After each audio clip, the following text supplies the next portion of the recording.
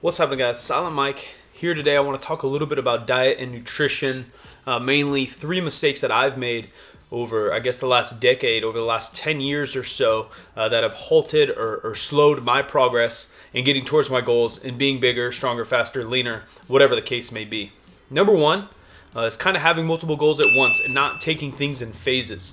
It doesn't have to be as clear as bulk mode, cut mode, I'm a bodybuilder, but I was too consumed with being more muscular, leaner, and stronger all at the same time, and chasing all those goals at once didn't lead me to the progress that I could have had kind of in the first 4 years of me getting into serious powerlifting and training.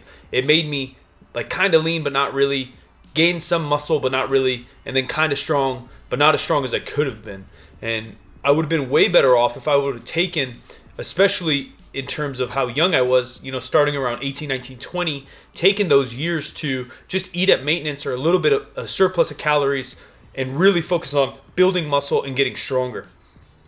Instead, I would cut carbs here and there. I would try different diets. I would try all these different programs. Like everybody talks about program hopping, but I would do the same with diets, daily, weekly, monthly, and training programs, daily, weekly, monthly. So then I was kind of trying to ride multiple horses with one ass, is the saying, where, even comments on YouTube, I don't know if they're sarcastic or not, but have mentioned how jacked I've gotten or how I've made so much progress over the last couple years that it can't be natural because I'm so experienced and I'm still making these gains.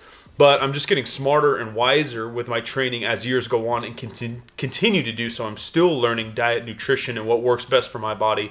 And so I'm able to manipulate those factors and make more progress, continue my progress, as well as having a plan of phases, cutting and bulking. I took the last year and a half to put on some weight, put on some strength and muscle. And now, as hopefully you guys know, if you're following along, like and subscribe if you're not, that I am cutting back a little bit, trying to maintain that strength, maintain that muscle while I'm cutting some body fat. Another issue that, I guess I still have an issue with now, but number two would be kind of being honest with yourself and being consistent. Obviously, consistency is number one with all this nutrition, diet, lifestyle, hard work, whatever it is. You can't just do it once. You can't just do landscaping one day and expect your garden to be beautiful forever. You have to do a little bit of work over a long period of time, and that's the same with nutrition. That's the same with diet and lifting weights. So, one of my issues was obviously consistency. Maybe, 3 days I'd be really good, and then I would binge and go nuts. 2 or 3 days to be good, binge and go nuts, or a week on, week off kind of deal. That goes back to having a plan. I'd do a week of cutting and then a week of bulking, and that leads you nowhere. That leads you to ground one, where we want to make steps. We want to strive for progress. We want to go to where we're getting better mentally and physically. And the mental aspect of being consistency and being honest with yourself is key with nutrition and training. No one's going to care and no one's going to point a finger when you make a mistake and you don't finish the reps you're supposed to do, or you don't eat your macros or count your calories or track the food or grab a handful of chips. No one's going to write up a red pen and write that off and give you a bad grade like you're in 7th grade. The only person that knows that is you, and that's kind of the mental strength of this entire deal, is that you have to be honest with yourself. You have to know if you're being truthful, consistent, and also realize that the progress you make or lack thereof progress you make is only on one person, and that's you. It has nothing to do with anyone else. So if you're not making the progress you want, both diet and training, it's because of yourself, because of your consistency, and because you're not being honest with yourself. So just be honest with yourself. If you make a mistake, it's fine. Know that. Understand that. And then do better the next day, next week, next month, next year, so you're not repeating the same things over and over. It's very easy to grab some M&Ms, throw them in your mouth, some chips, throw them in your mouth, a soda, throw it in your mouth, and not track it, and then complain why you're not losing weight or complain why you're not lean as you want to be. But once you're honest with yourself, you track that food. You say, "Oh, I overate yesterday. I'm not going to do that from now on. I'm going to track. I'm going to put it in my phone before I put it in my mouth." Hopefully you'll make that progress a little faster and a little more consistent. Mistake number 3, this is both when I was kind of doing a keto diet and a flexible dieting. I've kind of done it all. I've tried to eat paleo. I've eliminated gluten. I've done lower fat, high carb.